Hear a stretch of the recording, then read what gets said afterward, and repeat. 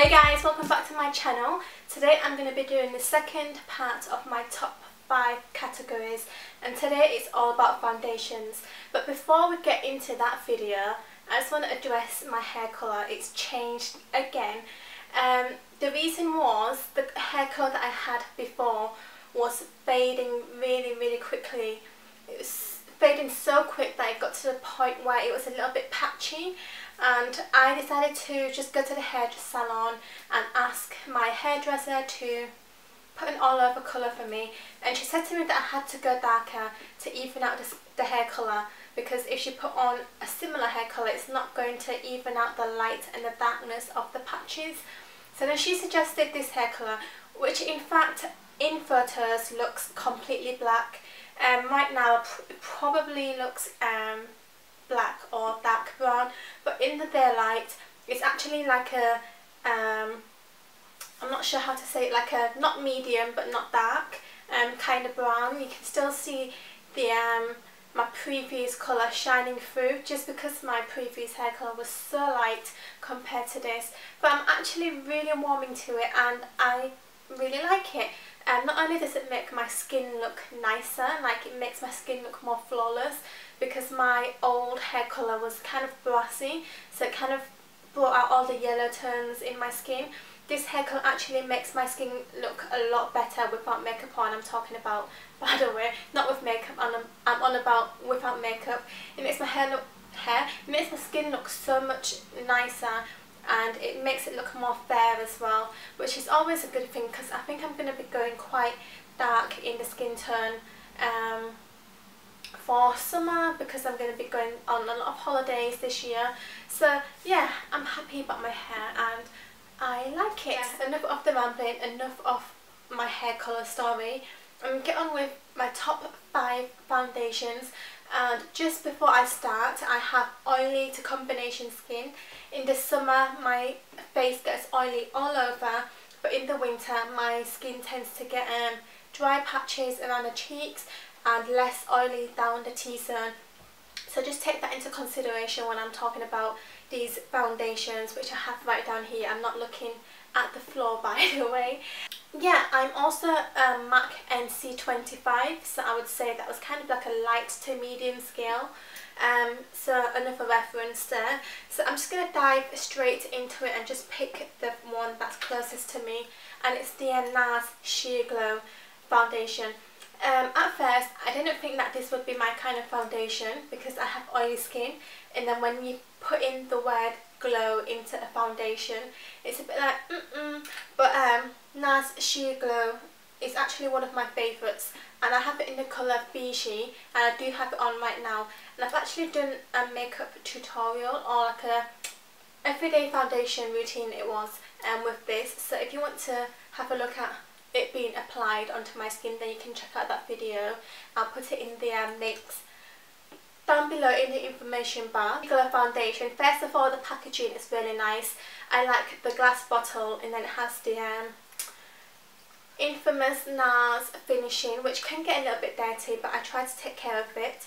It comes in a lid like this. It doesn't come with a pump. You have to buy the pump separate, which I haven't bought.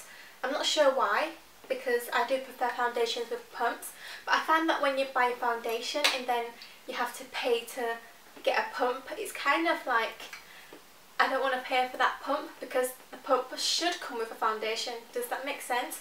Or is it just me being cheap? But anyways, NARS Sheer Glow foundation, it lasts a long time, it blends really easily. The colour selection for the NARS Sheer Glow is really fantastic, and I'm pretty sure that everyone can get a decent match in the NARS Sheer Glow. I find that once I've got a layer of this all over my face, the only parts that I use concealer is my under eyes for the under eye circles, but all my blemishes and all my acne scars normally get covered up pretty well. So I do not need to go in with an extra concealer. So if, like me, you have like acne scars, then that might be worth taking note. It does give a dewy finish, hence the name Sheer Glow. It's not as glowing as I thought it would be. I somehow thought that I would be like a shining disco ball, but I'm not. It kind of gives like a nice dewy finish. but for me, because I have oily skin, I definitely need to set this with a powder. And so the next foundation is a drugstore one, and this is the L'Oreal True Match, and you guys know how much I love this. It's been in my favourites, it's been in a lot of videos, and I just love it. I think this is my third bottle now, and I am the colour Golden Beige W3. This is amazing. This could rival any top end foundation.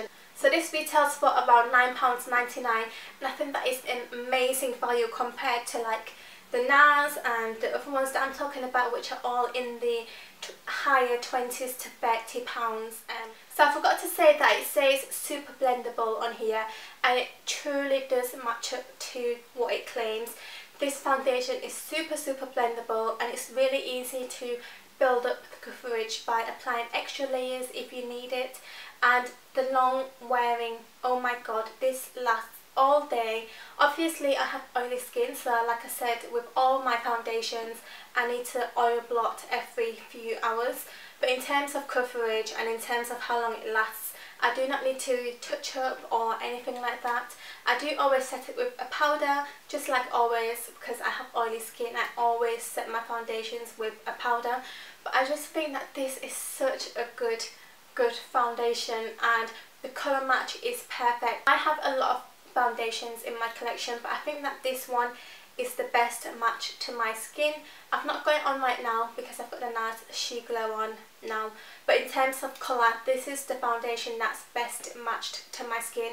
So again, it's True Match, it's really good, really affordable, super blendable, long lasting, and yeah, I'm not sure what else I can say about it because it's just super duper. So my next foundation is the Giorgio Armani Luminous Silk Foundation, and I have it in the colour number 4, and I've been using this on and off for years now, and I always end up going back to it. I forgot to mention that the L'Oreal has a pump as well, which is what I like, and this one also has a pump, which is, you know, it's always a good thing to have a pump on a foundation just because it gets less messy, and you can also control how much you want to pump out. A lot of people have been saying that this is the dupe.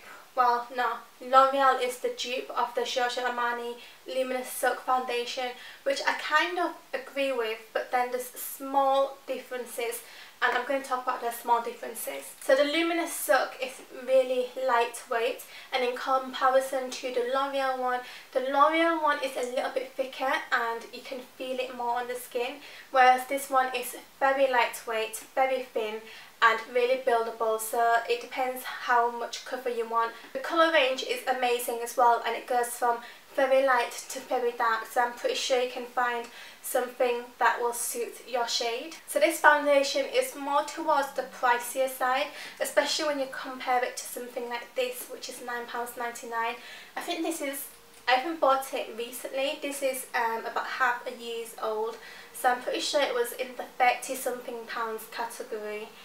So it isn't a cheap foundation, but in generally speaking it is worth it, and I would recommend it to anyone who's looking for a medium coverage foundation that feels very lightweight and it lasts all day. Then Giorgio Armani Luminous Silk is your foundation, and this is so popular amongst like bloggers, makeup artists, and you can really tell why it's so popular. It's the ESTEE Lauder Double Wear. This foundation needs no introduction because it's such a super popular foundation, and when I first bought this I went through bottles and bottles of this, and I didn't use anything else for like 2 years straight. I used this. I'd say that this is a full coverage foundation, so if like me you have breakouts now and again, or you have acne scars that you want to cover, then this is the foundation for you. However, saying that, it is quite thick and heavy, so if you kind of do not like the feeling of heavy and thick foundations, then you might want to mix it with a little bit of moisturiser just to dilute it, or maybe this just isn't for you. There are a few negatives with this foundation though. The colour range isn't great, I normally mix two colours together. I normally mix sand and tawny. This is tawny. Sand is too light for me and tawny is too dark for me. So I tend to mix them both together, which means when I use this I have to buy two foundations. It sets very, very quickly. So sometimes after I put on a layer of this on my face and I go on to put concealer, my concealer actually budges my foundation because it's set so quick and it's set into like a matte finish, like a matte powdery finish. When you put any more liquids on top, it kind of like, you know that effect when you get water on powder or liquid on powder, and it kind of just looks ugly, and it's almost as if you're shifting things with your finger, and you kind of do get that with this. So you have to work very quickly. If after this you want to put on concealer or you want to put on some liquid highlighter or any liquid or cream products, you have to work really quick. But the best thing about this is that it lasts a long time. If I'm going out for morning and I need to be out all day into the evening, then this is definitely the foundation that I reach for, because it just does not budge. Obviously I get oily now and again, less oily with this one because it dries to such a matte finish.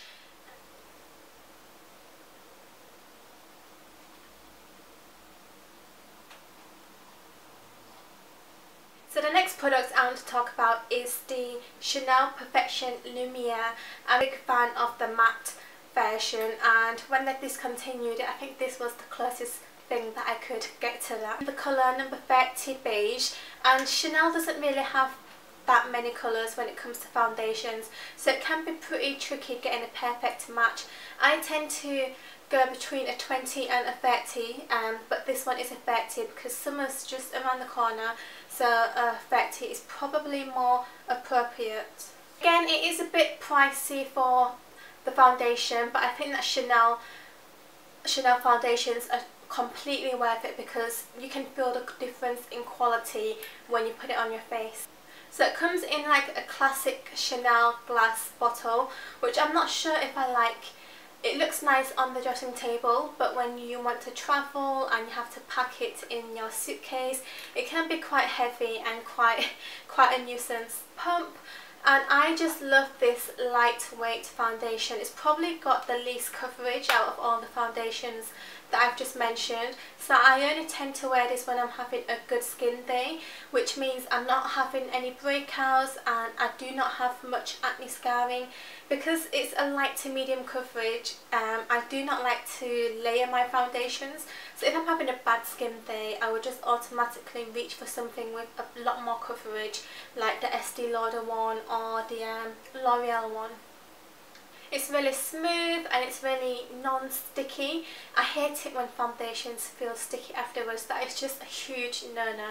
But this one doesn't leave any stickiness or any residue. In fact, it just sets and your face feels like velvet. Once this is applied and once it's set, it sets into kind of like a matte velvety finish, and I can actually get away with not putting on a loose powder as long as, like I said, I'm having a good skin day. So thanks for watching my video, guys. I hope this helped. I know how much of a pain it is when you're trying to find the right foundation and you go out and buy a ton of foundations and then you realise they're not good for your skin or they're not suitable, and then you realise you've just wasted a lot of money. I hope this helped, and I'll see you in my next video. Bye! £45, so I think that's really good. Amazing deal. Yeah, amazing, and it's so comfy because the platform is quite like, how would you call it? Chunky? Like, chunky. Yeah. But it's